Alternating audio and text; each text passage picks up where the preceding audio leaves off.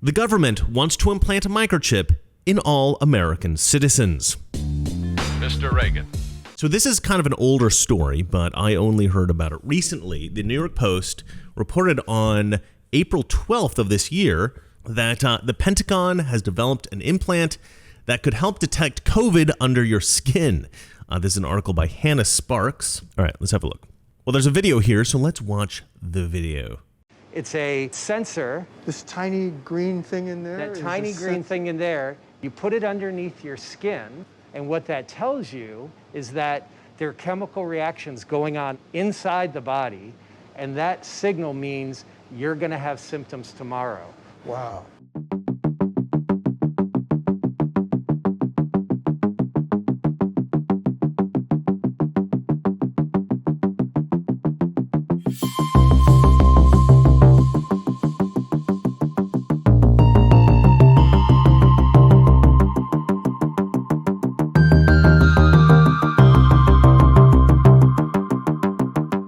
We challenge the research community to come up with solutions that may sound like science fiction.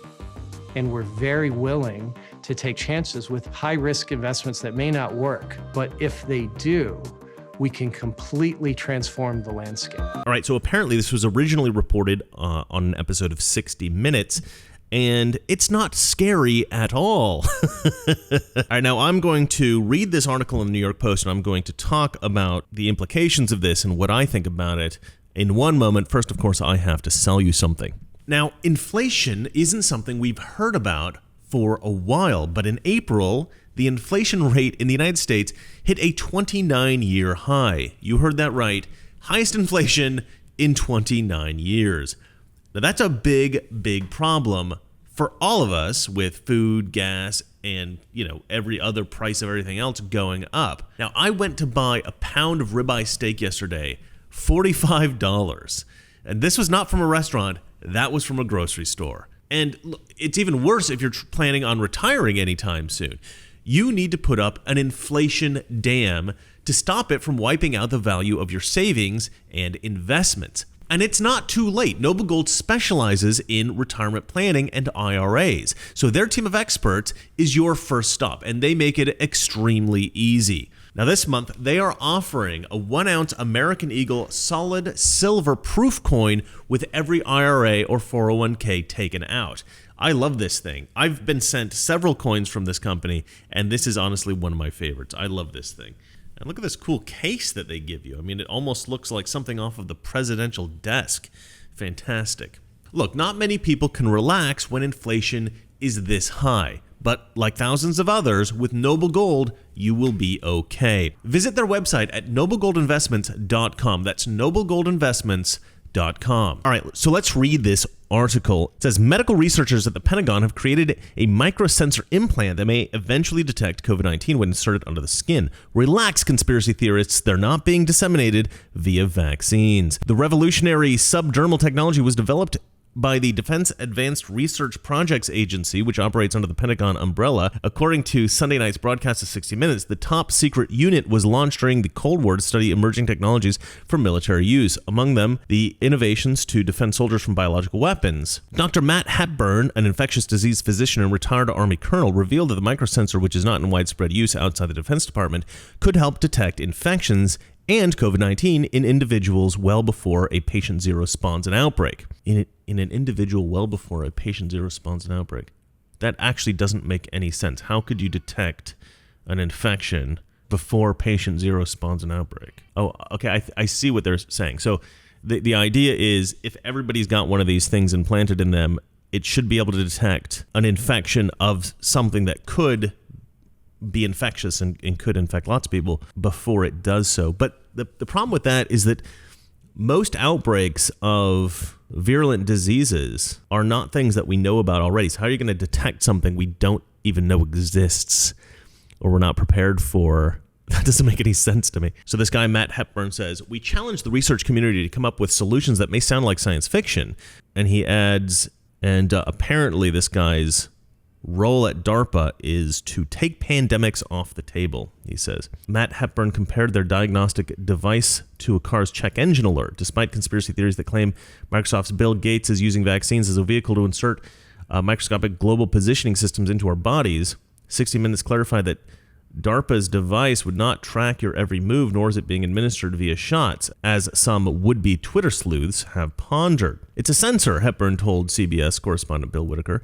That tiny green thing in there, you put it underneath your skin, and what it tells you is that there are chemical reactions going on inside your body, and that signal means that you're going to have symptoms tomorrow. The microsensor embedded in a tissue-like gel is designed to continuously test the implant's recipient's blood for the presence of the virus. Once an infection is detected, the sensor alerts the patient to conduct a rapid blood test, which can be self-administered to confirm the positive result. We can have that information in 3 to 5 minutes, Hepburn said. As you truncate that time, as you diagnose and treat, what you do is you stop the infection in its tracks. The segment also revealed technology that would allow a standard dialysis machine to remove COVID-19 from the blood using a customized filter. Blood is passed through the machine, where it is detoxed, then pumped back into the body in a continuous stream until the body is rid of the virus. A military spouse dubbed Patient 16 survived a severe bout of illness, including organ failure and septic shock, thanks to the novel dialysis machine. Treatment lasted 4 days, after which Patient 16 made a full recovery. DARPA scientists say that their research is critically important to preventing outbreaks in crowded military quarters, such as the one that occurred on the USS Theodore Roosevelt on March and April 2020, which saw 1,271 crew members test positive for the coronavirus. Pentagon researchers continue to study COVID-19, and much of the research has been critical in stopping the pandemic, including new methods of detecting and developing antibodies in about 10 weeks, a fraction of the 6 to 24 months previously required. They eventually hope to close the gap between new disease detection and vaccine development. Eventually, said DARPA scientist James Crow, we would start from a blood sample from a survivor and be giving you an injection of the cure within 60 days. For us, DARPA, if the experts are laughing at you and saying it's impossible, you're in the right space, said Hepburn. You know, this is actually fascinating technology, and I would say this is great. You know, this is a fantastic little development. This new technology is amazing, and I would be thrilled about it, except you've got a couple of issues now. The CIA, the FBI, you know, all the intelligence agencies, maybe not the DIA, but the rest of them, as well as the Biden administration and a lot of federal officials. I mean, they've really lost the trust of the American people. We're in a period of time now in which the reason that you end up with these Q conspiracy theorists and people who believe things that are a little bit crazy and aren't true is because you've got the federal government engaged in activity which is completely and totally outrageous and illegal, right? If you have American citizens who have done nothing wrong, protested on, in the Capitol building on January 6th, being arrested and being held indefinitely. This is unconstitutional. And when you have the federal government instructing Facebook, what people they should be censoring, again, that's unconstitutional, right? You're violating people's civil rights. We live in a fascist country now. So the idea that the CIA is going to, well, it's not the CIA, it's in the Pentagon, which isn't necessarily just the CIA, but right, everybody associates anybody in the Pentagon, they associate that with the CIA, right? So if you have an organization in the Pentagon having developed some kind of a medical device that's supposed to be implanted under your skin, you think people are going to trust that? Of course not. You idiots. If you want people to trust you, you've got to earn their trust. You can't keep violating people's civil rights and then go, oh, we have this perfectly safe device that fits under your skin. That's the really sad thing about this. This is an amazing technology. If what they're saying is true, and look, maybe this is some kind of scheme. Maybe this is some kind of scam. Maybe this is a conspiracy. Who knows? That's the tricky thing. I can't trust these people, and neither can any of us, because the federal government has been so diabolical recently. And there's a lot of Americans who believe the election was stolen, right? There's a lot of Americans that believe that. And it's like, they wouldn't believe that if they trusted you guys. You guys have lost all trust. And the Democrats would like to say, oh, well, these Q conspiracy theorists, they're just a bunch of lunatics and nut jobs. No, they aren't. Some of them are. But a lot of these people are just normal Americans who see that there's a lot of scheming and bad stuff going on in the federal government. They're not exactly sure what it is. They're all trying to figure it out, right? If you have something that is suspicious or strange or anomalous or weird, or you're seeing something that doesn't seem right, human beings are going to want to figure out what's going on. And they're going to speculate with all kinds of different theories. I do that all the time on this show. I try to be responsible about it. I try to speculate in ways that I think are reasonable and rational. But the truth is, if you got millions of people speculating about what's going on in the world, what's going on in the federal government, and they're not sure, you're going to end up with a lot of kooky theories. And some of them are going to be totally way off base, but a few of them are going to be right. So you can point out all the kooky, crazy conspiracy theories you want and say conservatives are all a bunch of crazy conspiracy theorists. You can say that, and a lot of people are going to believe you. But the problem is you're never going to stop people speculating about what's going on and coming up with these crazy conspiracy theories so long as you continue to violate the civil rights of Americans, as long as you keep violating the trust of Americans. The mainstream media keeps lying to us. The federal government keeps lying to us in all kinds of ways. You guys spied on Donald Trump's campaign in 2016. You spied on his campaign. The FBI did that, okay? That is so much worse than Watergate, right? People look at Watergate and they say, oh, that was the moment we lost our innocence as a country. Okay, well, maybe that's true. Maybe that's true. But what happened in Watergate? What happened in Watergate? Some of Nixon's guys snuck into a hotel room where they thought there was some kind of information regarding Nixon's opponent's campaign, right? That was it.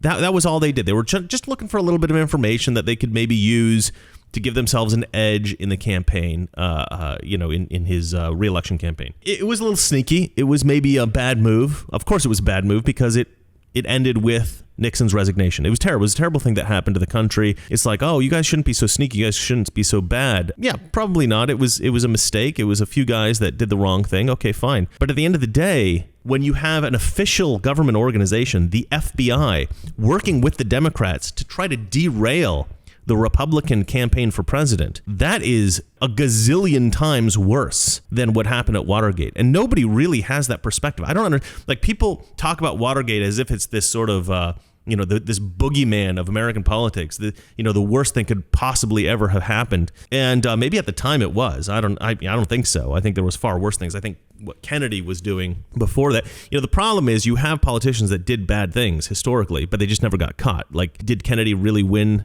his first election against Nixon? A lot of people think that maybe he didn't, right? Maybe there was some cheating going on.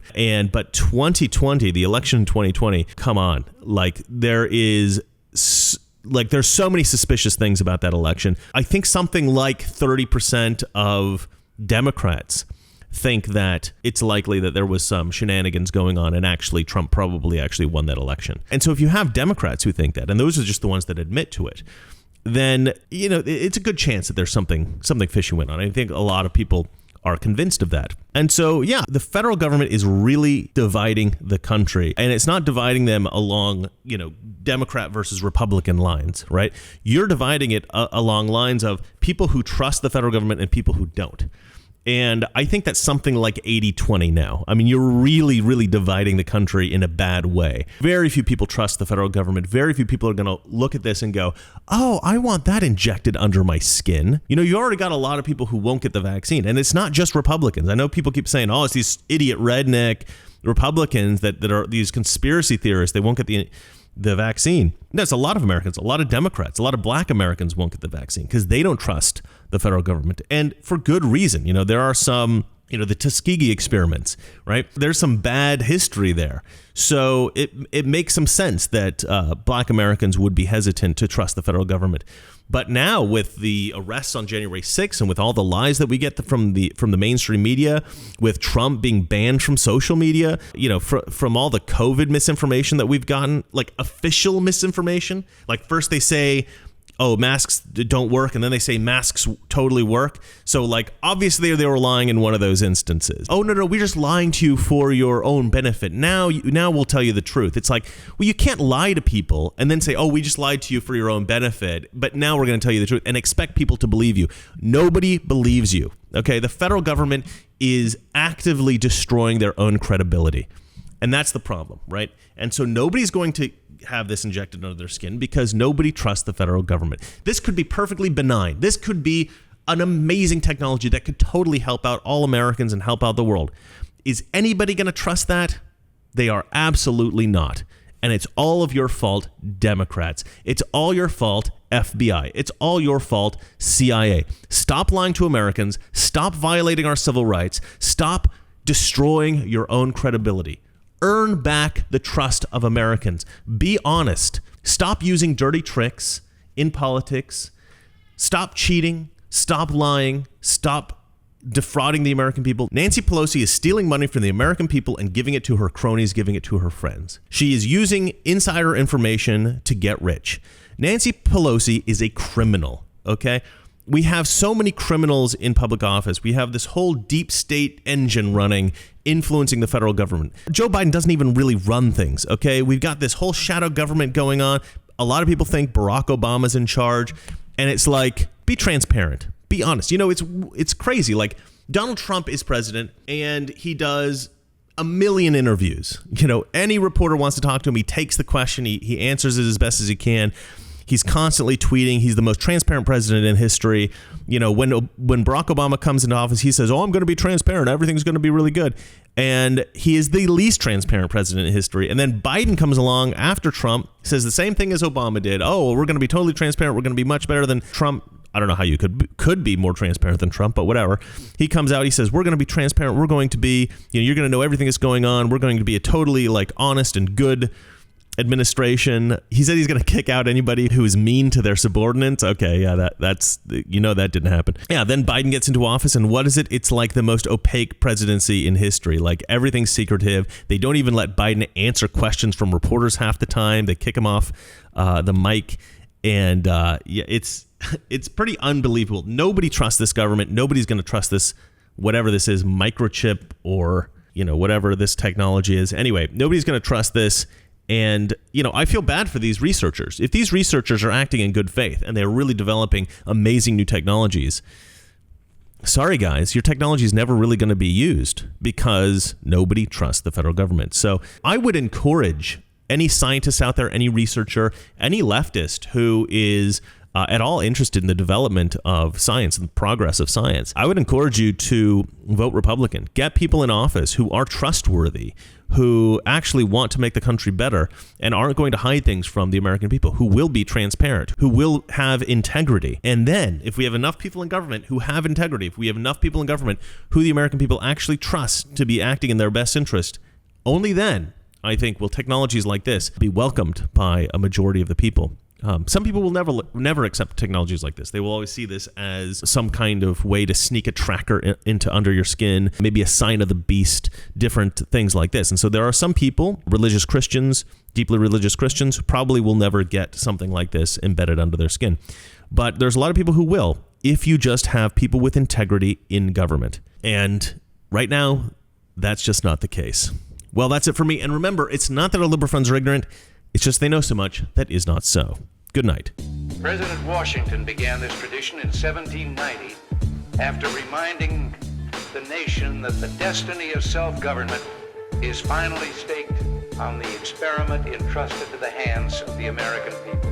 For our friends in the press who place a high premium on accuracy, let me say, I did not actually hear George Washington say that.